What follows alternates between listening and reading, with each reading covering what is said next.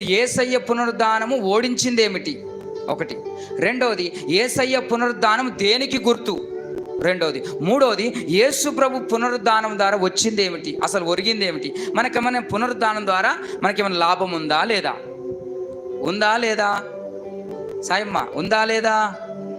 ఉంది కాబట్టి వచ్చినాం కదా, ఉంది కాబట్టి సెలబ్రేషన్ అవుతుంది కదా. ఏముంది మరి?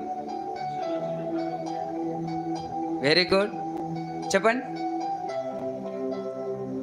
ఇక మీరు చెప్తే టైం ఎక్కువ అయితే నేను చెప్పి ముగించేస్తాను. స్తోత్రం చెప్పండి గట్టిగా. హల్లెలూయా, హల్లెలూయా. యేసుక్రీస్తు పునరుద్ధానం ద్వారా మన యొద్దకు వచ్చింది ఏంటంటే రక్షణ, సాల్వేషన్, రక్షణ వచ్చింది. దేవునికి స్తోత్రం. రోమపత్రిక 10:9 ఉంటుంది. యేసుక్రీస్తు పునరుద్ధానం ద్వారా మనందరికీ రక్షణ వచ్చింది కనుక మనమందరం రక్షించబడిన వాళ్ళము. ఆమేన్. ఏ బడిన వాళ్ళము? రక్షించబడిన వాళ్ళము. నువ్వు రక్షించబడ్డావంటే ఎక్కడికైనా వచ్చింది అది యేసు ప్రభు ఈ పునరుద్ధానములో నుంచే వచ్చింది ఆ రక్షణ. ఆ రక్షణ నీ దగ్గర ఉంది. ఆ రక్షణ కాపాడుకో. పోడగొట్టుకుంటావంటే బికారి అవుతావు. పోడగొట్టుకుంటావంటే చాట చేతికి వస్తుంది. పోడగొట్టుకుంటావంటే సాతానుగా నీకు 7 చెల్ర నీళ్లు దాపుతాడు, నీకు నరకం చూపిస్తాడు. దేవుడిచ్చిన విలువ కలిగిన రక్షణ అది ఉచితమైనదే కానీ చాలా విలువ కలిగినది. ఉచితంగా దొరికిందని విలువ లేదని అనుకోలేవో. రక్షణ పోడగొట్టుకుంటావంటే జీవితం అన్యాయం అయిపోతుంది బిడ్డ. రక్షణను కాపాడుకొని బతుకు. రాజులాగా బతుకుతావు, ఒక రాణిలాగా బతుకుతావు, గొప్ప బ్రతుకు బతుకుతావు. కనుక దేవుడు ఇచ్చింది విలువ కలిగింది ఏంటంటే ఆయన పునరుద్ధానం ద్వారా మనకు వచ్చింది ఏంటంటే పరిపూర్ణమైన రక్షణ. సగం వచ్చిన రక్షణ కాదు, పరిపూర్ణమైన రక్షణ. దేవునికి మహిమ కలుగునుగాక. రక్షణ అనగా అర్థం ఏంటంటే క్షమాపణ. రక్షణ అనగా అర్థం ఏంటంటే బాప్తిసము. ఈ రెండు, క్షమాపణ బాప్తిసం కలిపితే రక్షణ. ఆమేన్. ఈ రోజున కొంతమందికైనా ఇద్దరికైనా బాప్తిసం ఇవ్వాలనుకున్నాను. కరుడు కట్టిన వాళ్ళు ఉన్నారు, మారరు. బండరాంటి వాళ్ళు ఉన్నారు. చెప్పిన 15 ఎంతో మాట్లాడినా నీ లెక్క దేవుడే చూసుకున్నాను గాక. ఒక్కరికన్నా ఇవ్వాలని ఎంత ఆశ ఉండే. 7 రోజులు ప్రార్థన చేసినాం. ఇప్పటికైనా మించింది లేదండి. మీలో బాప్తిసం పొందిన వాళ్ళు ఉంటే రండి ప్రభు యొద్దకు. సంతోషంగా ప్రార్థన చేసి మీకు ఇస్తాం. ఇది అద్భుతమైన గడియ, అద్భుతమైన సుదినం బిడ్డలారా. నా ప్రభు నా కోసం లేచాడు అనడానికి నువ్వు పొందబోయే రక్షణే గుర్తు. నువ్వు సాక్షిగా ప్రభు కొరకు నిలబడు బిడ్డ. ప్రభు నిన్ను నిలబెట్టుకుంటాడు. కానీ హృదయ కాఠిన్యం చేసుకుంటే నువ్వు నష్టపోతావు. సేవకుని మాట పక్కకు పెడితే నష్టపోతావు. ఒక్కరికన్నా ఇవ్వాలని ఉండేయండి. చెప్పినా నేను కొంతమందికి, ఒక 4గురికి చెప్పిన. ప్రభు ఎరుగునుగాక. స్తోత్రం చెప్తా. హల్లెలూయా. మొదటిది పునరుద్ధానం ద్వారా వచ్చింది ఏంటంటే రక్షణ. రెండవది దేవుని స్తోత్రం. రెండవది పునరుద్ధానం ద్వారా దేవుని రాజ్యం మనకు వచ్చింది. Praise the Lord. ఏమొచ్చింది? దేవుని రాజ్యం వచ్చింది మన యొద్దకు. Praise the Lord. యేసు ప్రభు పునరుద్ధానుడై దేవుని రాజ్యాన్ని మన యొద్దకు తీసుకొచ్చాడు. దేవుని రాజ్యాన్ని మన హృదయంలో పెట్టి తర్వాత మనం దేవుని రాజ్యానికి తీసుకుపోతున్నాడు. అనగా దేవుని రాజ్యాన్ని తీసుకుపోవడం అయినా, దేవుని రాజ్యాన్ని మనలో స్థాపించడం అయినా ఆయన పునరుద్ధానం ద్వారానే వచ్చింది అది. ఒకవేళ యేసు ప్రభు లేవకపోయింటే దేవుని రాజ్యము, స్వర్గము మన యొద్దకు వచ్చేది కాదు. ఆమేన్.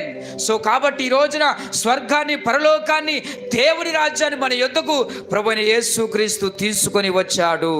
దేవునికి మహిమ కలుగునుగాక. దాన్నే ఇటర్నల్ లైఫ్ అంటారు. దాన్ని నిత్య జీవము.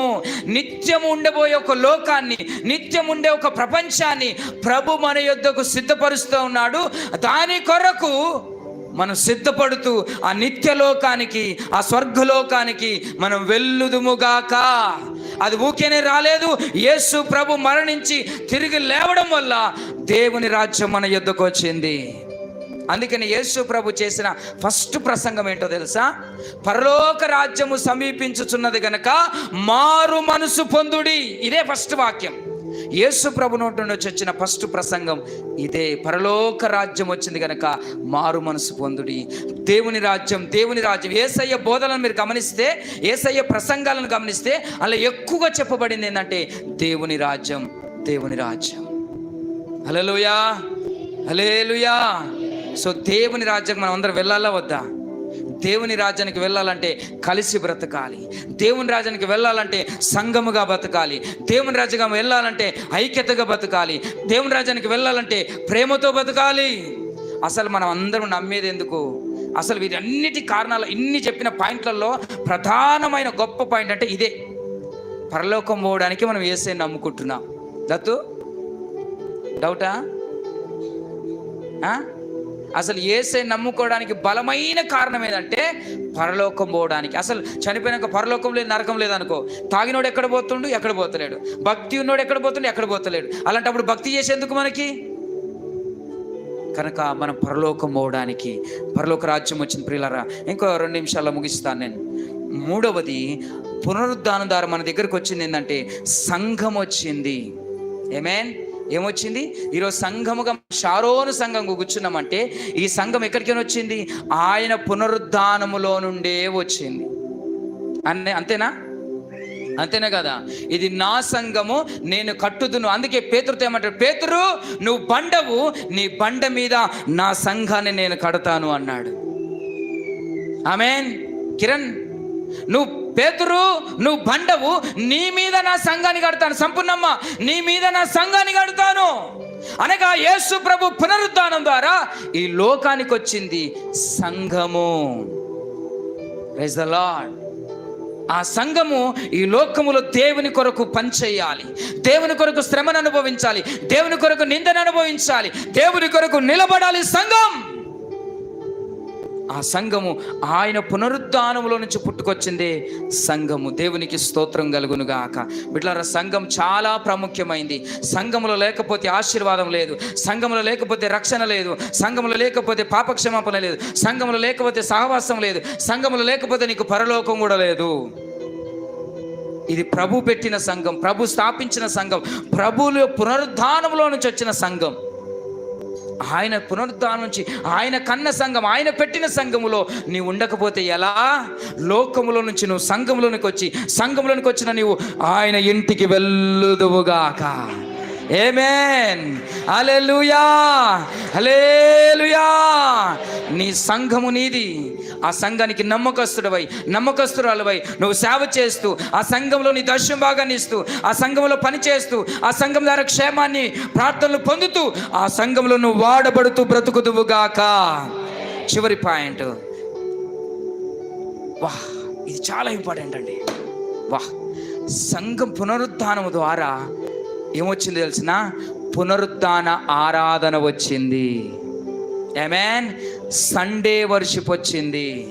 ఈ రోజున సార్వత్రిక సంఘం ఆదివారం రోజే ఆరాధన ఎందుకు చేస్తుందంటే కారణం ఏంటి? నాకు దుంకాలనిపిస్తుంది మిమ్మల్ని చూస్తే. ఏం చెప్తాము, ఎంతవరతో వాళ్ళు. ఈ రోజున పునరుద్ధాన ఆరాధన నా యేసయ్య ద్వారానే వచ్చింది. అశోకన్నా, అంతేనా? వచ్చిందా లేదా? ఇట్లున్నారు ఈరోజు. యేసు రక్తమే జయం. హల్లెలూయా, హల్లెలూయా. ఈ రోజున ప్రతి సంఘం ఆదివారాన ప్రభుని ఆరాధిస్తుంది, ఆదివారాన ప్రభుని సేవిస్తున్నారు.